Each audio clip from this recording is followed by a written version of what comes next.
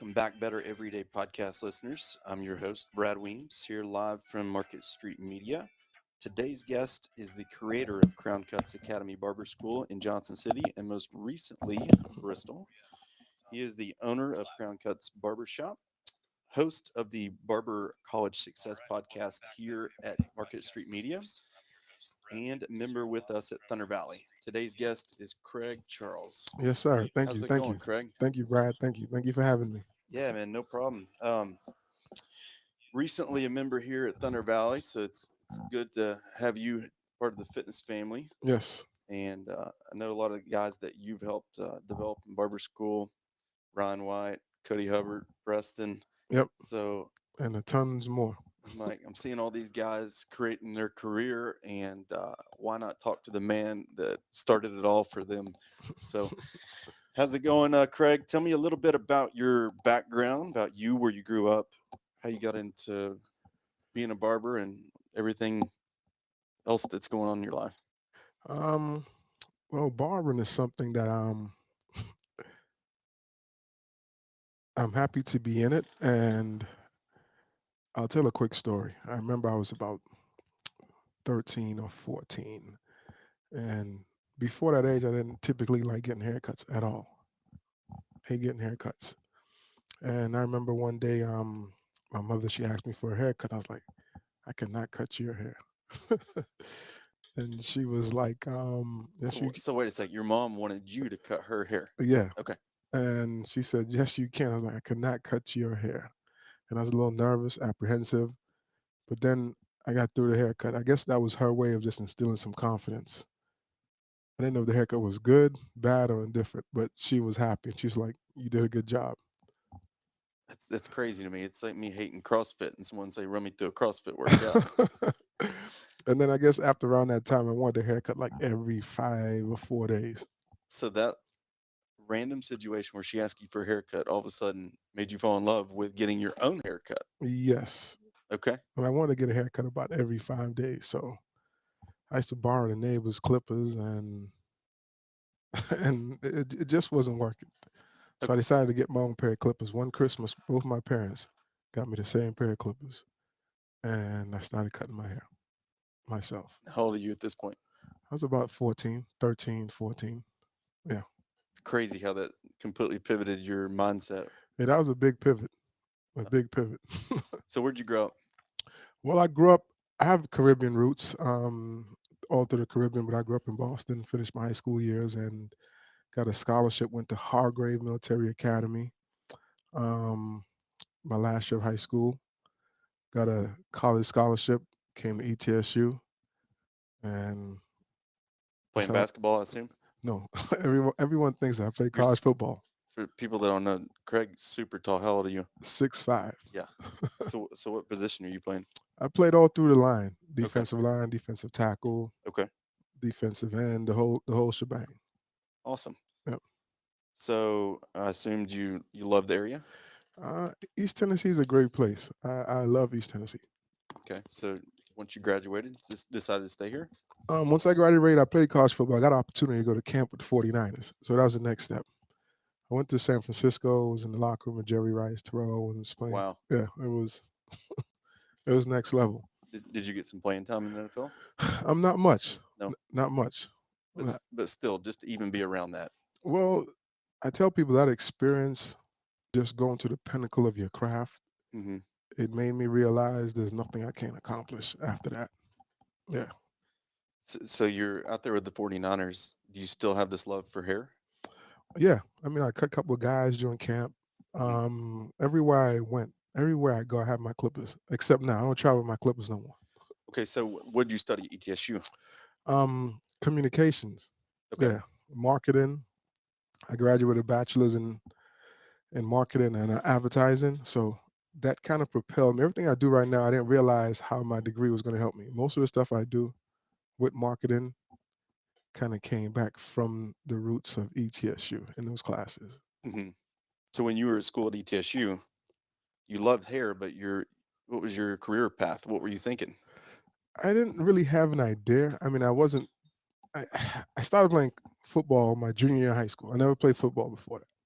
So my career path wasn't technically going to the NFL, or it was just excelling. I love competition. Whatever I'm in, I'm competing. And most people don't know I'm competing, but I'm competing, and whatever I do, I'm going to do it to my top top ability, no matter what. Where do you get that from? Um, I think it's from my family. Hmm. I just can't blame just like put it on one person, but just the whole family. Hmm. Yeah. So you're telling me in 6 years you started as a football junior in high school, and in Yes. 6 years you're out in San Francisco with 49ers. Yeah. That's crazy. It's funny because I tell people that I didn't really understand football in high school, college. I knew my position. I didn't know none of the positions behind me, Hmm. but I was just good at what I did. You're just laser focused on what you need to do, and Yeah. whatever that guy's doing, holding the ball, run It's be, past me here in a minute. it's behind me. Yep. I love that. That's cool. So, how do we get from the 49ers to deciding to getting into cutting hair or some kind of career as being a Um, barber? After that was over, I didn't mope about it. I didn't think about it. I was ready to transition. Like you say, pivot. You got to pivot quick in life. When things don't work out the way it's supposed to, you got to pivot. You can't sit and stress and mope about it. I was just like, hey, I got to do something else. So I was focusing on my barbering career because I always knew that it's something that I loved. Just the art of it, just having a canvas, you cut hair, and someone leaves you every 30 minutes just to show the world. So Pretty cool. yeah. So, uh, did you seek to find a barber school to learn from someone, or? Well, when I got through with my football career, I had an injury actually. I went to NFL Europe and had an injury, and that just kind of derailed the career. Um, I went home, went back to Boston. I worked a couple group homes. Um, and there's this guy, his name was John Sealy. He knew I was a barber. He was like, Craig, one of my friends own a barber shop. I want you to go see him. He might be in a position to let you own the shop one day when he retires. And I was like, you know what? Let me check him out. So I worked there part time, just honing my skills. And then I always had a love for East Tennessee when I was back home. And I knew there wasn't no per se no barber shop in the area. And I remember one of my classes in college economics, supply and demand. Hmm. And I was like, there's a need for barbering in the area. How did you know that while you're living in Boston? Well, a lot of my friends who was in the area still always called me, Craig, you need to come back, open the Hmm. shop. We love to have you cut our hair. Can you come back to East Tennessee, do something, open the shop? And one of my friends, Travis Love, he would be, I guess he just wanted me to be his personal barber and come back to East Tennessee and cut his hair. So, Hmm. and I had numerous friends, they couldn't get a haircut. Wherever they went to, they wasn't satisfied. So I was like, you know what? That's a business opportunity. Let me go back. So, when was that you came back here? That was in 2004. Okay. And I opened Crown Cutz downtown JC. Same location Same you're currently location. at? Okay. Now, let's talk about your wife. Wendy? Now, did you meet her in Boston? No, Wendy's from East Tennessee. She's from Okay. Johnson City. So, you come open up shop in 2004. And then she opened up shop right next door to me, nail salon. That's how y'all met? We were friends. We were friends from 2004 till we got married in 2017. We started dating in 2016. So, you're a tenant right next to her for 12 years. Yes. My parents give me crap because it took 4 years to get married to my wife or propose. Hey, You focus on business, huh? it was strictly business. Okay, Yeah. good deal. So you opened the shop in 2004. Uh-huh. How's that going? When you opened it, give me those first few years and what those looked like. I remember my first client. His name was Omar. Omar and Beto. Omar's still in the area. I think he works for Verizon. I'm thinking. He was my first client, and I opened the shop. It was a two-man shop, and just for the love of barbering. I wasn't really worried about making money. Just for the love, the art of barbering. Um, in 2 years, the business was doing so good. I didn't have space in the shop, so I relocated two doors down and went from 300 square feet to 1,000 square feet. which is I currently in right now. If you only have two chairs in there, why do you need an additional 700 square feet? Um, well, the demand for barbering and so many people wanting to come and I couldn't get them in, Hmm. so I needed additional barbers. Okay, so you added more seats. Yeah, I added more seats. Okay, got you. So how many seats are you up to now with that additional 700 square feet? Um, I have a total of seven, six, seven. Wow. Yeah. How much space does a barber need, square footage wise, to be comfortable? You need about you need technically about each barber chair has to be about a 5 feet circumference. So 2.5 feet to the left, 2.5 feet to the right, Hmm. and you're good. Okay. So you open the shop, it's growing. Hmm. What makes you decide to go open a barber school?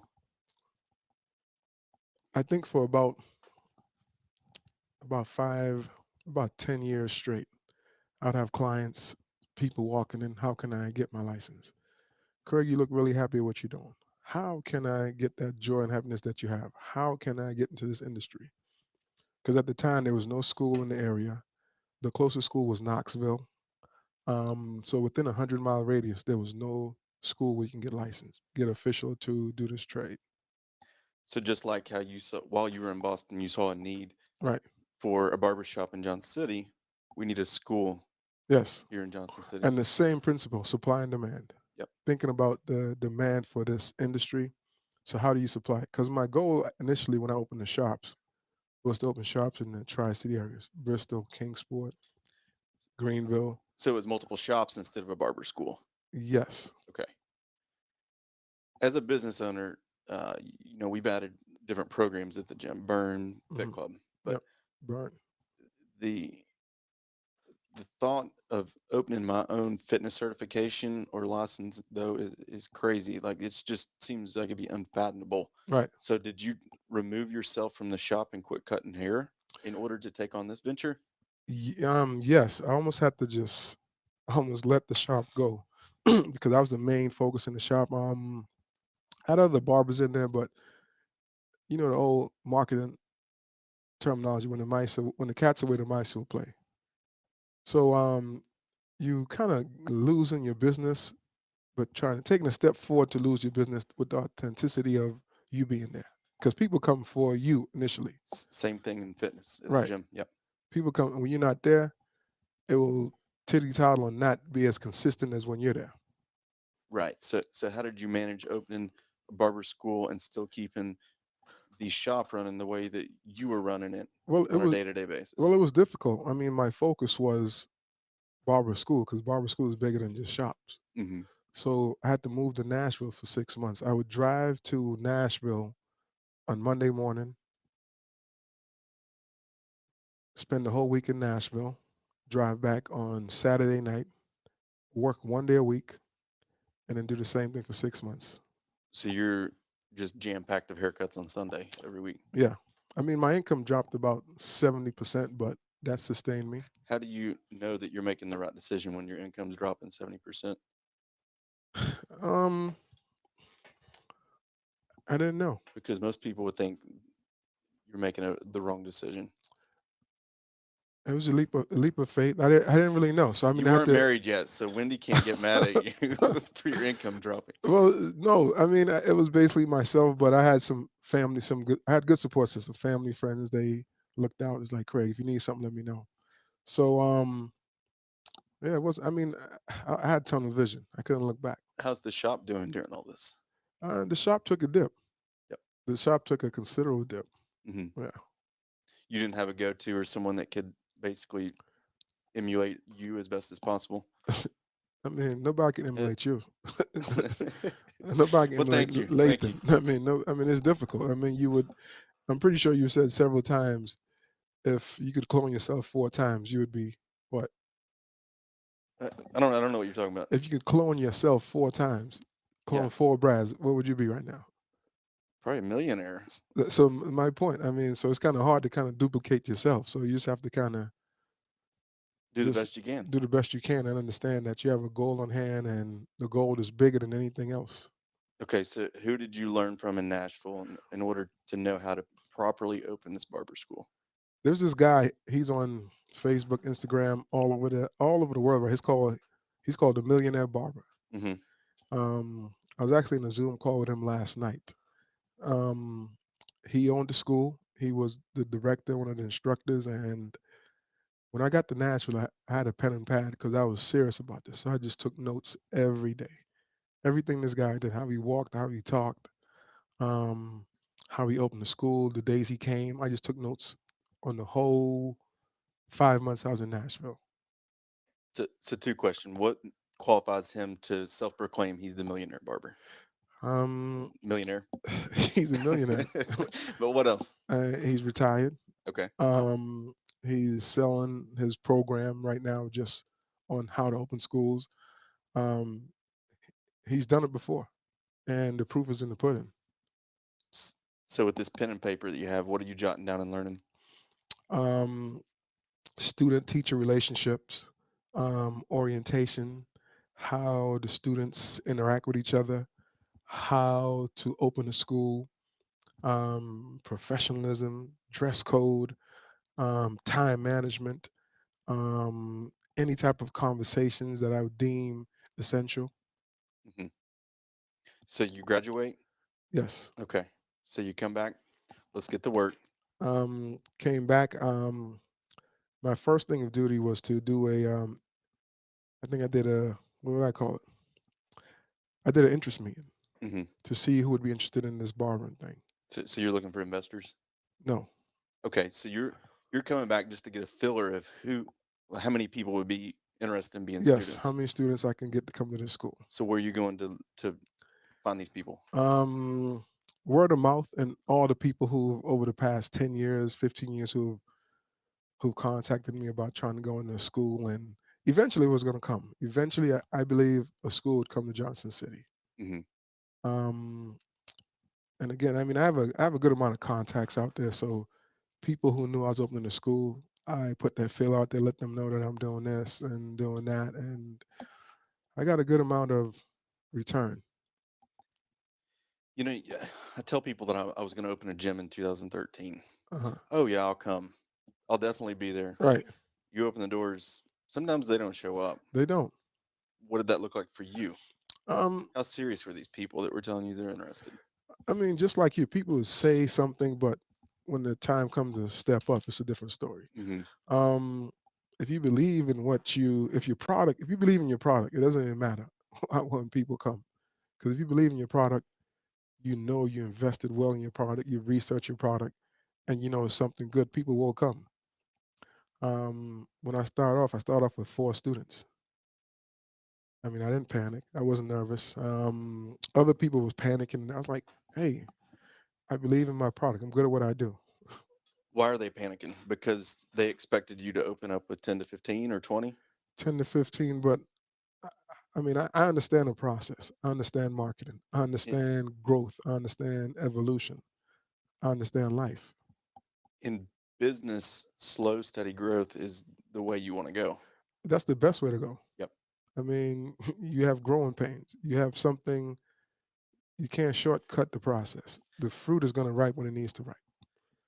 One year, one of our biggest mistakes ever in the history of Thunder Valley is one year in 2015. We did what we call a technique week. Hmm. And so for our current members, we were basically hitting the refresh button on their movement patterns. Right, We also used it as a way basically to teach the level one seminar to everybody at the gym plus prospective members. right. So it was bring a friend this week. We had 31 people sign up in one week. Mm. You would think that would be great. The next week, when we're going back to the movements that these people have been doing for years, complete mess. Wow. So my biggest takeaway there is you can't grow too fast in business.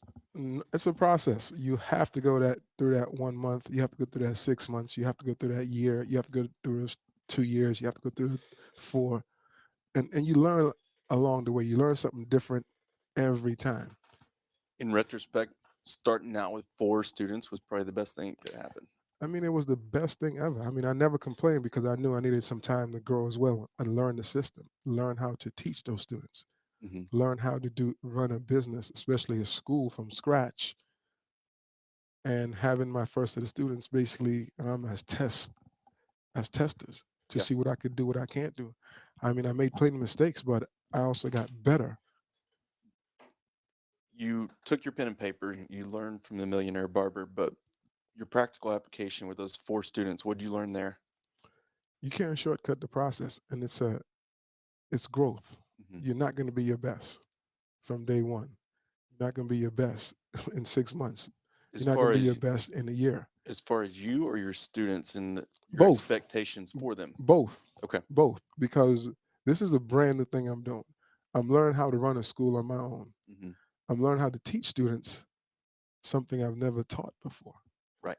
So everything is brand new for me. And even like when students come back, they joke and they say, man, we didn't do this when we started. I was like, it's growth, it's evolution. I didn't know that, but now I know, and I love information. So any type of information that's going to get me better, I am on it. Hmm.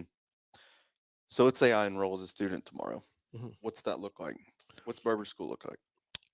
What I recommend a student is go on the podcast. We'll talk about later. And thank you, Lathan. Go on the podcast, and we have an episode the first 8 weeks of barbering.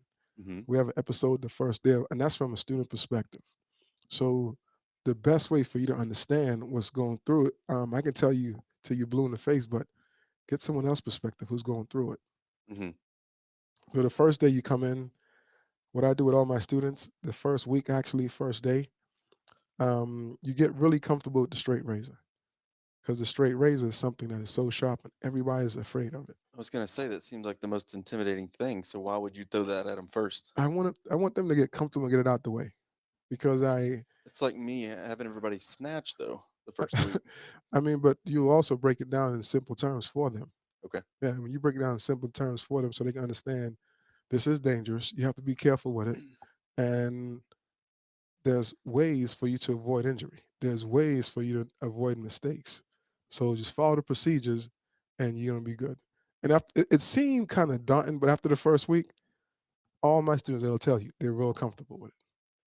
I feel like you're trying to weed people out first week. No, it was the straight rivers razor was one of the last thing I learned, and I had problems with it, and it took me about 5, 6 years into the shop learn how to use the straight razor. Hmm. So, and one of the reasons why I was like, when I start my school, that's the first week, you're gonna be proficient.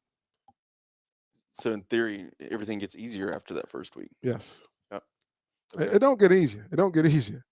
Because most people think you come into the school, you're sitting there, you're just cutting hair. They don't realize you have anatomy, you have chemistry, Right. you have all these other skills you have to learn. And why is it that there is chemistry and anatomy with what seems to be like a simple concept of just making someone look better? You have to understand how to mix color. Okay. There's a chemistry part in it. You have to understand the bones, the muscles of the face. You have to understand the bones of the head, the occipital bone, the parietal ridge, different types of little bones that we talk about. Okay. So are these requirement from the state, or is this guidelines and like criteria that you've come up with? Those guidelines from the state. Okay. We have a textbook, a standard textbook that we use in My Lady that has everything that you need to know as a barber. Take you to the next level to become a master barber. So everyone always asks, "Am I just gonna cut hair?" It's like, no, you're not touching clippers or realistically cutting hair for about the first month and a half. That seems like the end product that's real fun. So why is it that I have to wait 2 months in order to even get, you know, some playing time? The anxiety, learning the tools, learning the implements, learning sanitation, how to clean your equipment, learn what not to do in the shop. So when that person comes, it'll be because most students have anxiety when they get their first haircut. So we try to When they ease when they get it or they're performing their first haircut? when they perform it, when they Okay. start performing their first haircut. Okay. So we try to ease them in. It's just the proper way, just like you said, it's a process. Hmm. You ever read Chop Wood, Carry Water? No, not yet. Okay. Same exact concept. This kid leaves his family and Uh-huh. is gonna become a master at archery. Okay. And so he shows up. Samurai tells him, "All right, go chop wood and carry water because we don't have any electricity and no running water." Right. I didn't show up for this. I Hmm. showed up to, become a master at archery. Right. We got a long way to go. Yep. So same thought process You know almost. what? I'll probably recommend that book to my book club. I'm in this book club, a national book club Hmm. with guys from Seattle, Yep. Chicago, and I'll recommend that to our book club. It's a good one because if you get the audio version, Hmm. chapters, you can listen to 3 to 4 chapters in 10-minute commute. Wow. Yeah. And each chapter has its own little story, but it's progressive over the course of the book. Has this little principle in Yeah. each child. Yeah. And what is it called? Chop wood, carry water. Chop wood, carry water. It's good. I'll recommend that to my book club. Let's talk about, all right, you got one barber school going.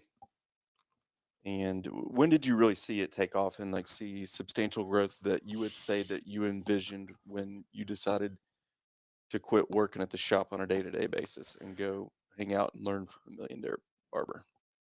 Um, well, instantly when I opened the shop, when I opened the school, I stopped cutting hair in the shop Hmm.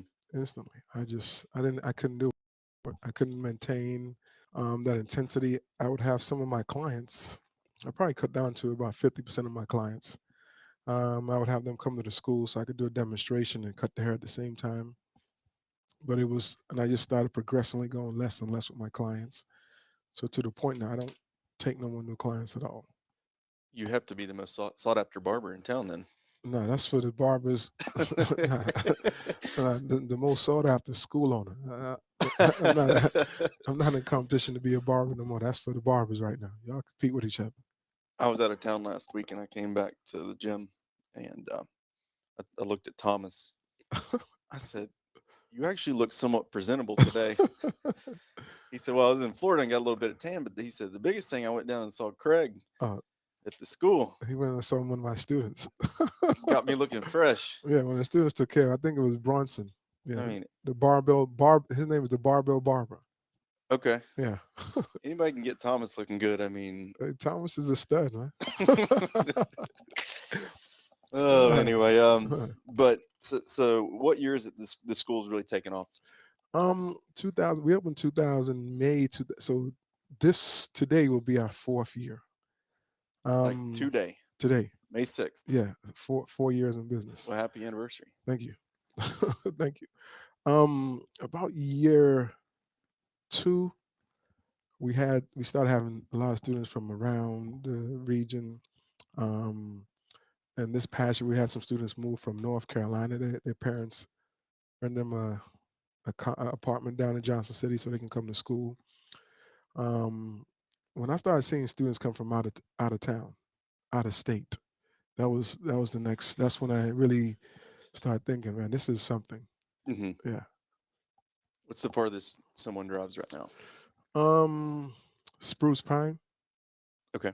Yeah, and we have How this. far is that away? It's about an hour and five minutes, and we have this one student, a new student, another student's coming from Asheville as well, Hmm. and we have some students come from Weaverville, North Carolina. Yeah, right I there don't know around how. the same area. Yeah, I don't know how far that is, but so. Yeah, is it right there at hour 15 minutes, something like that. About the business or the school, what accomplishment or accomplishments are you the most proud of? Um, I love graduation. We're having a graduation this Saturday. Just the accomplishment of just being able to give someone an opportunity, give someone a job. Um, I heard this quote about 10 years ago. It said, "Learn, earn, and return." And just being able to give back to your community, or just being able to give someone an opportunity to have a career, have a job, have some self worth, just some joy and happiness about themselves. I think that's one of my biggest joy in life. Hmm. Yeah. How many are graduating Saturday? We have about 25, 26 students. How many of those already have placement for jobs, or how many are going to open their own shops? Or Um, barber is one of the fastest growing professions. So by your first month in school, first 6 weeks in school, we have people always calling the school asking for students to work. there's not a lot of education platforms where you're guaranteed work, Right. once you graduate. So definitely, barber school's apparently one of those that. The whole cosmetology field, Hmm. nails, aesthetics, barbering, the jobs are there. Yep. I mean, we have a lot of people changing careers right now who are jumped into the field. The ease of life, the ease of living, working for yourself, being your own boss, um, just being real flexible, with great pay. We have barbers making 60, 70 grand and starting out. And going back to what you said a while ago, you said you loved cutting someone's hair and them going out into the world and sharing what you just gave them. Yeah, that canvas. You picture yourself like you are an artist, like Van Gogh or one of those famous artists like Jason Flack. Hmm.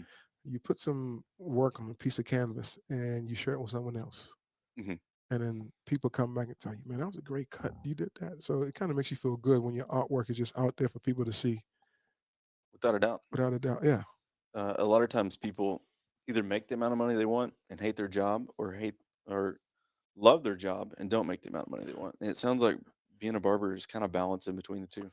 yeah. I tell my students and I tell people this, and I'm not even afraid to say this. I started my barber shop end of 2003, 2004, and I never had a day where I said I didn't want to go to work. From 2004 to 2017, when I left the barbershop, there's never a day I was like, oh man, I got to wake up today. I don't feel like it. And then going to the school is the same situation. So from 2004 to now, I've never had a day when I woke up saying, I don't want to go to work. I hate this. You- This is stressful. This is not for me. And we work one third of our time, well, not on the earth, but you know, of the time in a day. So why not be happy if you're going to be doing it one third of your day? Right. So, um, that's awesome, man. Let's talk about podcasting. What made you decide to start a podcast down here with Leighton? Um, I think Lathan had something online one day and he said podcast. And I was Now, like, at the time, were you listening to podcast? no. Okay. I just seen him something he had something on there one day with can't remember if on his page or something. And I think he's probably doing something with Randy. I'm not sure. Okay. And I said, man, that seems interesting. So you saw him interviewing Randy, I and that think, kind of procured your interest. yeah, because Okay. I love information. I love doing something different. I love getting outside of the box, just trying something new, trying something different. If there's something new that is to be tried or to figure out, I want to do it. Right. So when I saw that, I was like, that seems interesting. I've listened to podcasts for years, and I tell Leighton all the time that I feel like we're kind of ahead of the curve doing this podcasting thing in the area. Right, It's not to be boastful, but uh, it's bigger and bigger cities. When you're walking around Boston, New right, York, everybody's got their headphones in, so they're hmm listening to something. right, I don't know about you, but my average commute in town is about 12 minutes. right. So this podcast could take someone 5 days to listen to, possibly. But I feel like it's the next big thing. Um, I hope Yeah. because I listened to several podcasts since I've been doing mine. One of my favorite is Earn Your Leisure, Okay. and those guys are amazing. Yeah, those guys are amazing. Tell me about them. There's two guys, and they just talk about earn your leisure, how to monetize yourself, how to get better in this industry, Okay. how to just tidbits and just tips from different people in the investing world and the business world. Anybody who's about trying to get ahead, trying to make moves, trying to make power moves, they interview them and they talk about the latest hit, Coinbase, cryptocurrency. They talk about investment. They talk about real estate. They talk about the trucking business. They talk about everything. Yeah, Anything that's trending upward. anything. Yep. It's cool. So what made you decide to what made I guess what I'm trying to say is you knew you wanted to try this podcasting thing out. hmm How do you talk about hair on a podcast? Well, basically, I started the podcast with an air for my prospective students, giving them an inside look of what barber school is, what is transcendent, what is going on. If I want to change my career or looking for something new, so basically, just try to reach people around East Tennessee, my new students coming in, give them something to have some type of grasp on what to do, what to expect, what is Craig like, what are the students like at Crown Cutz Academy, what is going on. And I didn't envision that it would spread like how it's spreading. Mm. How did you know that your students would feel comfortable talking about it? Um, it's something new, and for them, it's a platform that they have never been on. So I Really? have requests every week. Craig, when can I when am I getting on? I'm like, in due time. I have so many students. I try to get every one of them on at least once a week, but it's something new and it's something that they kind of see and hear people doing. So it's something interesting for them. So having someone come on, that's the easy part. It's almost like they're a little mini celebrity for Yeah, that week. yeah, exactly. Yep, Yeah. yep. It's real cool. I've been listening to your show on Monday evenings. I'm typically feeding my kids and I'll throw in the AirPods and Uh-huh. listen to it. It's good stuff. Yeah, yeah. It's it's some really creative stuff. Again, it's I get my topics from my students. Really. Yeah, Okay. I So get my topics from my students. what does that look like? Do you just say, "Hey, what should we talk about this week?" Or do Um, you know that you want so and so to come on the podcast this week and you decide what we're going to talk about? no, I just ask them, "Well, what would you like to talk about?" And sometimes they don't even know that I'm giving them like pulling information from them. So one of our classes we had, I pull out a notepad. I gave everybody a little notepad. I said, write 5 questions you want to know about barbering, and 15 students on 5 questions. So that's plenty content. Hmm. Yeah. That's Uh, cool. We got to talk about this story of this girl out of Texas. Yes, Brielle. um, Brielle, I guess she was one of our first major fans outside of the area. She heard the podcast one day. She said she was at work. She was trying to figure out what she wanted to do with herself. And someone told her try barbering, and she just typed in barbering, and my podcast came up because I'm the only barber college podcast in the country. So it came up, and she listened to the whole episode. She listened to all the episodes, and she was like, one day she drove 18 hours from Texas to come see who's behind the podcast and see the school. Crazy. So is she enrolling? Not yet. Okay. Yeah, not yet. She came up to see it and just kind of have a conversation with me about the school and why barbering and what do I think is it a fit for her, and yeah. I feel like I've heard a rumor that someone's wanting to buy your podcast. Is that the case? Are you already that big, Craig? I mean, we have a lot of interesting people always contacting me about the podcast, but Kind of making it big, man. hey, we'll see. How do you measure your return on investment? You know, you're in here at least an hour to a week podcasting. Right, Sometimes the show will do great. Sometimes the show the numbers are less. right. How do you measure success in podcasting? When one of my when a student who signs up and he can't wait to meet me and he says, "Hey, I listen to all your podcasts. I'm signing up. Hmm. Hey, I listen to all your podcasts. I can't wait to be in this part at this stage in the school. Hey, I listen to all your podcasts." How often is this taking place? It seems like every class, we have a class that starts the first Tuesday of every month in the first school in Johnson City, and in Bristol, we start a class the middle of the month. Every time a student comes in to sign up or comes to orientation, they're like, I feel like I already know what you're talking about. I feel I know about the school already. Well, they know about you. Know about me, yeah. That's cool. For you listeners, his phone's here on the table. His fans are going crazy right now. There must be. Yeah. Mm. I mean, the fans are just they're watching. I'm ready to sign up for school. Hey, sign up. It's a career changer, man, for everybody. We have doctors, lawyers, school teachers, like who are changing careers Yeah. and coming into this industry. Architects, engineers. We have so many people who are changing careers coming into the barber industry. So Did you know that the podcast would lead to all that? no, it was something more so like an activity for me, something fun, Hmm. something to add to my Mondays when I have time, just an hour. It was something fun for myself too. I mean, I love being on there. I love just interacting with the guests. I mean, I've had guests from the former dean of ETSU to Lorenzo Lewis, who's doing a real big movement on mental health now around the country, who's sponsored by Gillette, Toyota, and Snapchat. So that's some really big people in the studio. It's great. What's next for you? You're talking about always trying to be cutting edge and Um, being ahead of the curve.